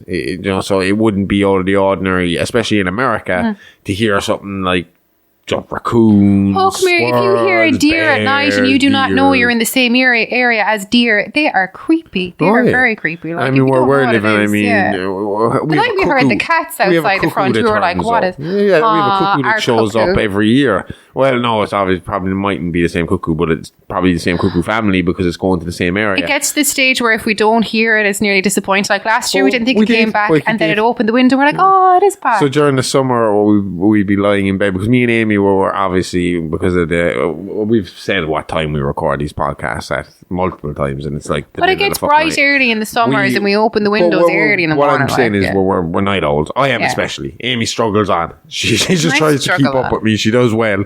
I can stay a little longer than she can, but then I'm up. With, yeah. You beat the shit out of me when it gets to get. I have no motivation to get out of bed. I just cannot pull myself out of a fucking bed until I'm awake. Like. I know, right? It's fucking hard. You are fucking motivated. I look at you and I'm like, how the fuck did she do it? Especially when we didn't go to bed till like 4 o'clock in the morning. But not even cranky. yeah, right. But we hear these animals, so we hear the cuckoo in the middle of the night. So you would hear animals around the house. So I mean, why would they? Especially if they're only there a week, why wouldn't you be like? Yeah, but if one of them reached in over the window, then I take issue. This was just they're saying over the few days prior to this happening, they had heard noises around the property, but they had just moved in, so they didn't know what the noises were. They didn't know whether they were usual noises or unusual noises because they weren't there long enough yet. Okay. The creature was allegedly sighted again on May 23rd, 1971, when 3 people, D.C. Woods Jr., Wilma Woods, and Mrs. R.H. Sedgas, reported seeing an ape-like creature crossing U.S. Highway 71.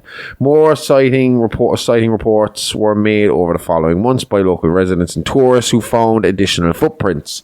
The best-known footprints were found by a soybean field belonging to local filling station owner Scott Keith. They were scrutinized by game warden Carl Gallion, that's right, yeah. Who was unable to confirm their authenticity. You kind of got into this a little bit on Real Monsters, so we won't talk about it much here, because we do talk about Real Monsters, but we talk about how they know the difference between a real Bigfoot. Yeah, it was basically a forensic scientist explained the difference. But we explained how you can see the potential real footprint over a fake one every time. Yeah. And hang on, 90% of the time. These days, though, they pretty much we were talking about a guy that was doing it back in the 70s. These days, I mean, I think we both agreed on Real Monsters that a real forensic scientist these days, what we know, would walk up, take one look at the thing and be like, yeah, that's bullshit. If it was me, though, replicating a Bigfoot footprint, I think what I do now is get like a silicone mold, put it onto my feet so that it's simulating the how. I was just say that's probably something we didn't think about when we talked about Real Monsters, that whereas we have better technology now too. Is better now as well to fool people, so that's good point. Fucking hell, huh? That's why you're the brains of the outfit. Watch now, there's going to be Bigfoot sightings in The incident began to attract substantial interest after news spread about the Ford sighting. The Little Rock, Arkansas radio station KAAY posted a $1,090 bounty on the creature. $1,090? Why not just an even grand though? I mean, why at the 90? Like the guy 2 weeks ago who wouldn't kill Jaws the shark for less than 10 grand when the town offered only 2. But in this case, the guy is like, I value my life at more than $1,000.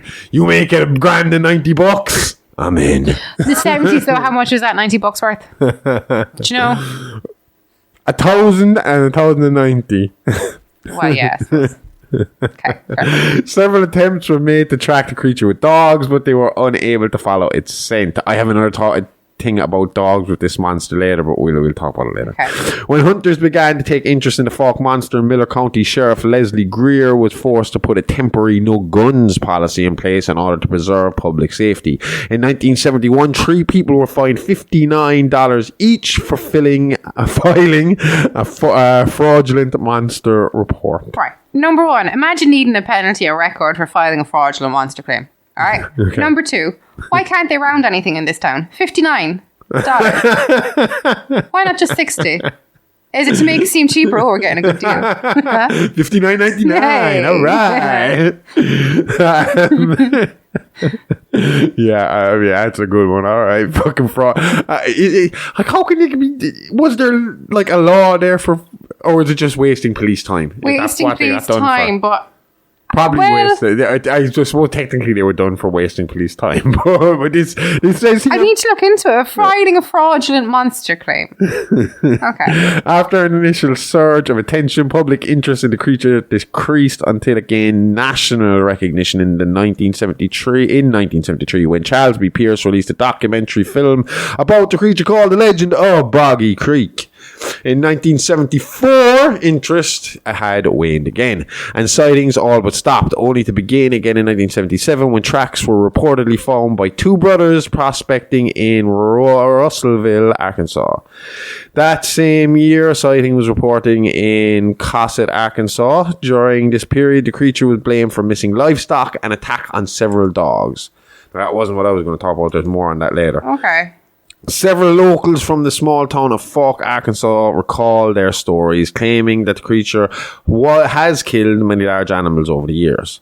One farmer claims that the beast carried off 2 of his 100-pound hogs with little effort, leaping a fence with the animals tucked under his arm. And one family claimed that a family cat encountered the monster and died of fright. How could they know that, though? No idea. Either way, as I said, the monster seemed to go into hiding again until 1977 when, or being seen sparingly here and there by various residents and attention seekers in Fouke County. And as you can imagine, most of the reported sightings were met with rolled eyes. You see, the people of Fouke weren't like the people of Roswell or Willow Creek. They didn't want the attention at the time. I know I said later on they're capitalizing on it these days, but at the time... we didn't talk about the Fouke Monster. Okay. But as with all cryptid legends, comes amateur cryptozoologists for their great expeditions and study into the unknown. Obviously not what the Fouke residents want to see, though. No. They were happy living a quiet life in a quiet county. In fact, older residents of the town were known to get shifty at the mention of the Boggy Creek Monster, usually denying its existence while exchanging worried looks with one another. Kind of like... how I described on Summer Isle, with the Wicker Man cult, and when what was her name again? Was it she was on Regan as well? Was she? I can't know. Rowan. When Rowan was missing, and she was mentioning all the old men started glancing at each other, all shifty. That's the way the old men got around Boggy Creek. Rowan is an Irish for that's for Irish for sea. I was just about to ask, was it Irish for rabbit? Because that would have been a coincidence. Rowan. Yeah. Is that Irish? Ron? I can't remember now. Because it's a rabbit that's in the coffin. It's a hare. Oh. So, hare in Irish is Gira, which I remember. And a rabbit in Irish is Canine. Oh, Canine. So Rowan is a seal, I'm pretty sure. It is. That's what it is. Fuck, that's why we're getting confused. Rowan is a seal. R for Father and Rowan. Yeah. Okay. It will be 3 years from the Woods family incident before more near indisputable proof of the creature would come to light again, as 3 children came across the beast as it was being hunted by 2 men in the middle of a storm. Oh, why are they out looking for Big Bayou in this weather like that? Big Bayou. I love that name. Another name for the creature I had forgotten about. And that's why it's called Creepypasta Crypt with Amy Rose and not with Dr. Smokenstein. So before we get to these hunter guys, you kind of alluded to the fact that although the older generation play off the monster off as a hoax, they still seem to believe in it amongst themselves. It had only been 3 years. Most of the community could still remember what happened the last time the monster was seen. Plus, the older generation were superstitious anyway, as you know yourself. I mean, the older generation here in Ireland, Catholics ruled supreme because of superstition over the older generations. So they'd lie to outsiders and say they didn't believe it to try and discourage them from going looking. But between themselves, they'd be very wary of going into those woods alone. Okay, it's honesty time. We have a confession to make. We suck at socials, no good at Insta, can't send a tweet or an X or whatever that super villain looking motherfucker is calling it now. Stick to your space cars, Elon. But we know you want to chat. You want to be kept updated. You want to be alive all the goddamn time. So we're getting down from the antisocial soapbox and giving this a try. So come chat to us on Insta and Twitter at AliveAlivePod or hit us up by email at itsalivealivepod@gmail.com. We want to hear from you. Tell us what you like, what you don't like. This is a project. It's still a work in progress, and we just want to give you more what you like and less of what you can't stand. So give us a like, give us a follow. We'll always hit you back, and we'll always try to reply to everyone. So come say hi. We don't bite. Well, at least Amy doesn't. And she keeps me well fed, so you got nothing to worry about. Now, back to the show. So it was the summer of 77 when Henry Perkins was picnicking with his family on Boggy Creek. The day had been a pretty nice but standard, ordinary, nothing out of the fucking ordinary day. Until Henry's son, Chris, began to call for his father. Charlie, which was his son, was pointing in the direction of a hulking, hairy figure in the distance. Henry, she's fucking pouring her nuts out now. She's hungry. Pouring nuts out all over my story. It is not good podcast etiquette to be eating. Oh, what is it? She's doing it now to rub it in my face. Should see the look on her face right now. It's defiant. That was not a defiant face. You are emotionally stifled if you think that's a defiant face. Anyway, Henry estimated that it must have been at least 7 foot tall going off the scale of the trees in his eye line. Being a photographer, Henry raced to his car for his camera, but he was too late. When he returned, the beast had bolted into the brush and out of sight. Henry spent another hour or two combing the area with his camera, but eventually gave up wanting to get his family out of the area before dark. Yeah, that's smart. I mean, as curious as you might be, get the kid out of there first. That was exactly the plan, or at least it was the plan that came together.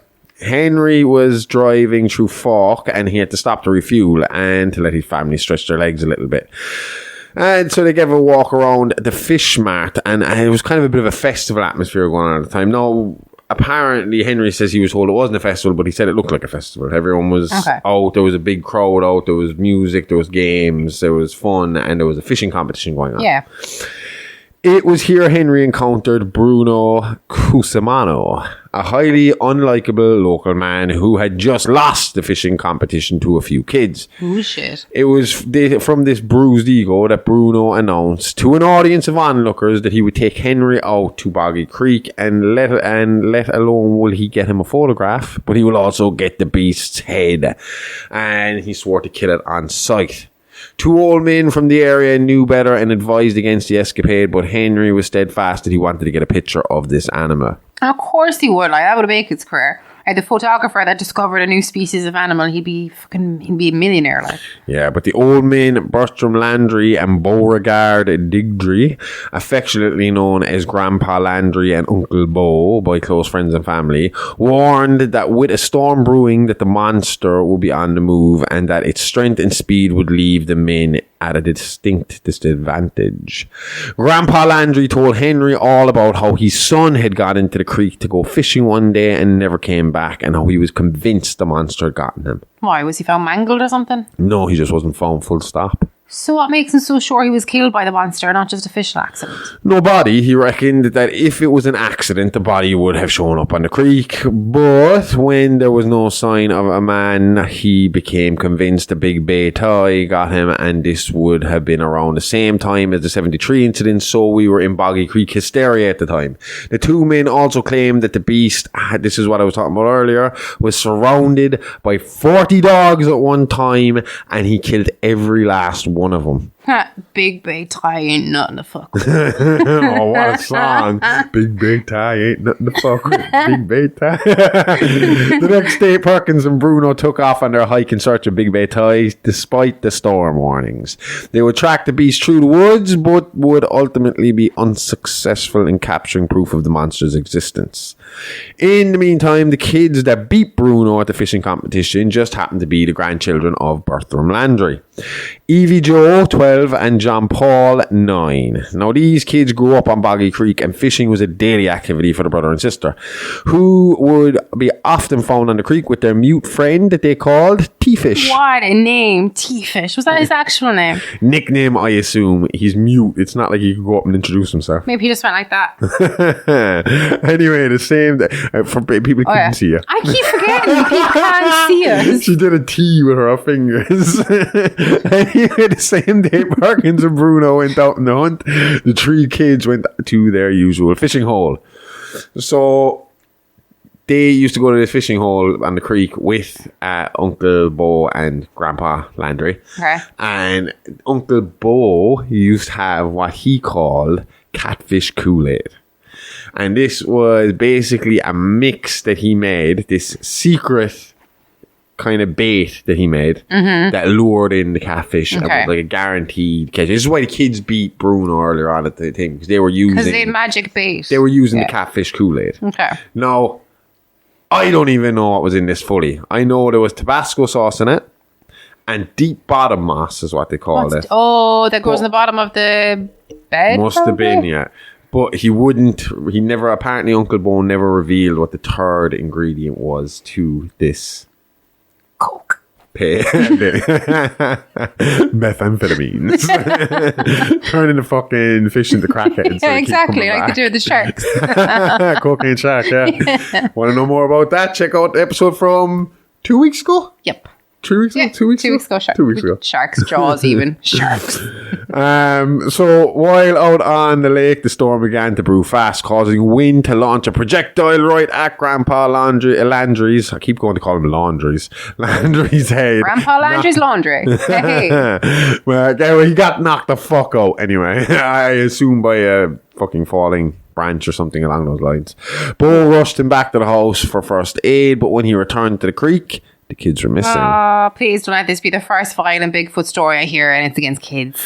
Hang tough, all is not what it seems. Ooh. Perkins and Bruno claim to have come across the monster in the height of the storm, running from it, finding refuge in a small abandoned shack. They also found the kids, who were also trying to weather the storm and hide from the bellowing beast outside. Evie Joe says she remembers seeing a huge figure eclipse the doorway, its red eyes glowing in the dark. She said it swatted the two adult men to the ground and turned its attention to her. The kids instinctively ran for their rowboat. A rowboat in a story, they're going to drown running from the fright. As they boarded the boat, they felt a heavy thud at the other end of the boat. Big Babe Ty had dumped the unconscious body of his hunters into the rowboat. Then through the wind, rain and current, allegedly dragged the boat all the way back to the mainland before disappearing back into the depths of Boggy Creek. See? They're always nice, and that's something that I stick by. If their Bigfoot was real, if I was presented with hard evidence, I would believe that the Bigfoot is 100% a friendly, as in unless you fuck with it. Never ever heard of a violent Bigfoot attack. Yeah. I mean, you could kind of argue that the first one we spoke about there was it just was creeping around the house and these guys started firing guns at it. So, I mean, who is the aggressor here? I like to believe they probably have a better moral compass than us. I mean, watch King Kong, you'll get it. Okay, before we get into one more major investigation, do you want to hear some more local Boggy Creek Monster stories? Does the Pope wear a silly hat? Fucking yeah, he does. Okay, so local tales include a local rancher who, while having lunch, mysteriously lost his herd of cattle and saw a creature leave the scene. Okay. I mean, these are brief stories. I don't have much evidence or backstory in this, so I don't know how he lost his entire herd of cattle. I heard that as a local rancher who lost his lunch. I was like, wow. Do you know what I picture? I picture Wile E. Coyote and the dog in the cartoons, where they meet at the clock-in station every morning, every afternoon. It's like, hey Marv, hey Wile, and they take their roles as the sheepdog and the coyote for the day, trying to go after the sheep. That's what this reminds me of. That the rancher just happened to take his lunch break, and Wile E. Coyote just ran in and grabbed all the cattle and moved on out and finally won one. Another local man who encountered the creature while repairing his flat tire. The man was rendered unconscious in the encounter and never came out of it. Do you think he fucked up while he was changing his tire, knocked himself out, somebody found him and he was like, oh, do you know what that was? It was that was it. I was just about to say, I had a better fucking question, and that was, how do we know what made the unconscious man unconscious if he was on his own and never woke up? Somebody had to come up with he never came out of it. No. Oh yeah, so he couldn't report it. So yeah, some of these again, was there 3 total footprints in the vicinity? Then I'd understand it. Like I said, these are brief, little clips I've gotten. It's hard to get a lot on the Boggy Creek Monster. There's bits and pieces. I found one website, and I'll get into more local or more in-depth modern ones later. Okay. Not much later because we're fucking running on. I thought this was going to be a 40-minute episode. We're at an hour and a half now. 2 hours. We're having fun though. We're having fun. Just keep going. A local authority who was in an outhouse that was attacked by a creature soiling his pants in the encounter. Again, it sounds like someone who shit his pants and said, "Oh, well, I saw the Boggy Creek Monster. I swear." And just shit my pants. Shit my pants. Too much moonshine. And a local sheriff who encountered a creature behind his home following a fishing trip.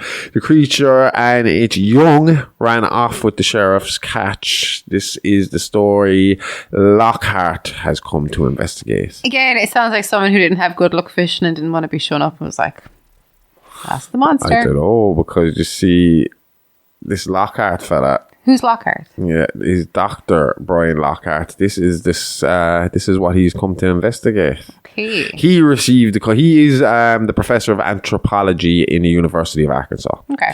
He received the call from the sheriff about the recent sighting, and himself, along with his student assistants Tim, Tanya, and Leslie, went to Fouke to investigate. While talking with locals, Lockhart was met with resistance and disbelief by most. Of those willing to talk to him, he was directed to speak with Old Man Crenshaw, who lived in a shack along the riverbank. Lockhart leased a boat and took off to meet with Crenshaw. Crenshaw was a sexagenarian man. Sexagenarian, so he was in his 60s. Yeah, I got that. I was struggling saying it. Fitting the stereotypical notion of a hillbilly or a mountain man living alone on his property. So we were talking about outsiders earlier on. It was like outsiders, but he lived alone. Okay. So he was a mountain man. In what mountains, Josh? Huh? In what mountains? Where the outsiders? Well, he wasn't a mountain man, but obviously he was a creek man. I just wanted to see if you'd be able to say Appalachians again. Appalachians. Oh. I was only able to do that because you did it before me. What's the name of the mountains? Appalachian. Oh, shit. I'll try again in 10 minutes. So, while somewhat welcoming to Lockhart and his entourage, Crenshaw still seemed unwilling to talk too much about the creature or why he was maintaining a series of bonfires on his land. A severe storm closed in and made heading back down the river dangerous, forcing Lockhart and the students to stay the night at Crenshaw's cabin. No, I say cabin. This is a fucking shed, like. So yeah. This is what they say. 1, 2, 3, 4. There's 5 of them in a little shed. Yeah. Believing Lockhart to be a medical doctor, because I suppose he must be a doctor to be a professor. I'm not too sure. He might have been Dr. PhD, Lockhart. yeah. But anyway, wires got fucking crossed, and Crenshaw believed that he was maybe he thought when he said he was a professor, he thought he was a doctor. But Crenshaw enlisted his help in tending to an animal he had caught. To Lockhart's amazement, it was an adolescent creature. Lockhart determined that the adult creature had been more hostile in the area recently due to the capture of its child, who was now near death. Now, I realise I have written that and I'm not very clear about what I'm speaking about. They have caught, we said earlier on about the sheriff reported seeing a grown and an adolescent Boggy Creek Monster or Fouke Monster taking his fish away. Yeah. So what we're seeing here is that there was an increase in violence from the Boggy Creek Monster at the time.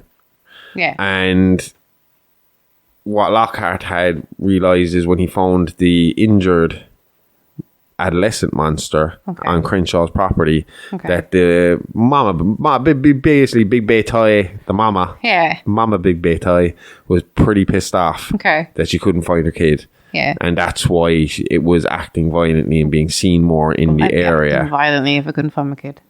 And it was being violent, because it was worried about its kid. But the kid, like, at this point, I keep saying the kid, the adolescent, it was a child Bigfoot, a baby Bigfoot, was, according to Lockhart, allegedly, who saw this thing, was on death's door. Okay. So it wasn't doing good. So allegedly, he claims that he did the only thing he thought was right at the time, and that was he kind of commandeered Crenshaw's gun and ammo and returned the adolescent to the adult creature. So this guy's claiming he had a full encounter with the Boggy Creek Monster. Okay. That he was there in person, kind of basically, well, no, he says the fucking creature was knocking on the front door to get the child. Break it down the front door. But, he basically handed it back, and once he handed it back, the monster walked off back into the creek, and that was it. There was no hassle and there was no issue from it again for quite a while. So is that it? Like, has it just disappeared since the last story? I mean, that story must be from what, like the 80s? 83. Okay. I had a little look at folkmonster.net and it keeps some regular updates on creature sightings. So, in 2010, while driving late one evening, a married couple saw a large hairy creature run on two legs across the road. Light precipitation was falling, but the figure was visible in the headlights as it made its way across the pavement and into the trees beyond. The couple turned the car around to get a better look, but were only able to get one final glimpse of the creature standing in the trees before it disappeared into the darkness. Ooh. In 2011, a couple was driving in Genoa. Genoa, is it? Yeah, like Italy. Genoa, okay. Around 9 miles from Fouke at around 7:30 p.m. As they drove down an old county road, they saw some sort of bipedal creature jumping through the thick brush and run across the road in plain sight. It quickly disappeared into the woods, running in the direction of Old Bitty Lake. That sounds funny. Like the Old Bitty Lake. Also in 2011, a nearby resident saw a large bipedal creature with dark fur standing next to a hay bale as she drove down a county road late one evening. As the car approached, the creature suddenly darted across the road, running very fast on two legs. This motherfucker is crossing roads all over the place and getting caught. Just stop crossing the road. Just find other ways away. Cross. The creature came within 3 to 4 feet of the car, causing the driver to hit the brakes before it disappeared into the brush and on the other side of the road. More recently, in 2018, two females witnesses were driving north on rural Highway 71 in the early evening when they saw a large upright figure run across the road in approximately 4 strides. See, again, across the road. As they passed, I could cross the road here in 4 strides. The road out front. Oh, rural road, yeah. As they passed by in their car, they could see it running down the middle of the road, which runs perpendicular to the highway. They quickly turned around, but by the time they got back to the side of the road, the figure was already out of sight. Whatever it was moving quickly and had great agility. You wouldn't say a bear would have great agility. No, not in its hind legs, no. No. If it was down on all fours, maybe, but not while it was... Cat? Even then, yeah. Big cat, maybe. I don't know. Yeah, maybe. On its back legs, definitely not. You'd have to be taught a monkey. Have to be some sort of primate. Like. Yeah.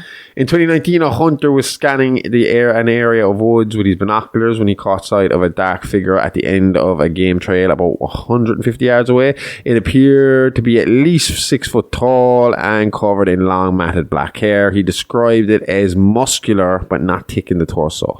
Well, you see, Bigfoot then it would be kind of thick in the torso because they're seen as having like really no legs, like so it'd be like yeah.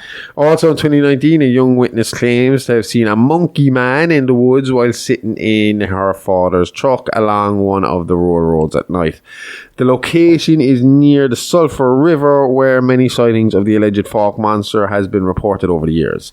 Lastly, in 2021, a witness reports seeing a hairy ape-like creature run across a country road during daylight hours. He describes it as looking like an orangutan with reddish hair. Which is funny, because if you look at our episode of Real Monsters on Patreon, I do believe you make the comparison between Bigfoot and orangutans. The orangutans. So basically they're in Indonesia. I can't remember the full name for a Bigfoot in Indonesia, but it starts with the word orang. And orang in Indonesian means man. So orangutan is a hairy man. There we go. Save the rest of it for Real Monsters. Yeah, unless you've already heard it because we had to put it up for free because we were late. But I think we made fucking up for it. Like I said, I thought this was going to be a 40-minute episode. We're at an hour 40 minutes. I don't just talk about orangutans. There's a lot more. Isn't it? A few days after the same witness saw a red-coloured animal, a few days after that witness saw a red-coloured animal, a researcher saw what appeared to be a large red animal move across the woods near Mercer Bayou during daylight hours. So the elusive ape man still roams the brush of Boggy Creek, leaving no trace, just stories. And if you want more stories, then you can go check out our Patreon, like I just said, for Real Monsters, where we dig a little deeper into the Bigfoot phenomenon. And also next week, we are hoping that you will have the new Horrific History show, Playing with Bones with Amy Rose. And you got a good one ready for us, right? Yeah, I think so. As in, I think they're just starting off with bizarre deaths, and then we go from there. Cool. Can't wait. Yeah. It's going to be fucking awesome. Can't wait. With everything on Patreon, you should be well busy for the week. Giving us enough time to pump out some more content for your thirsty ear holes.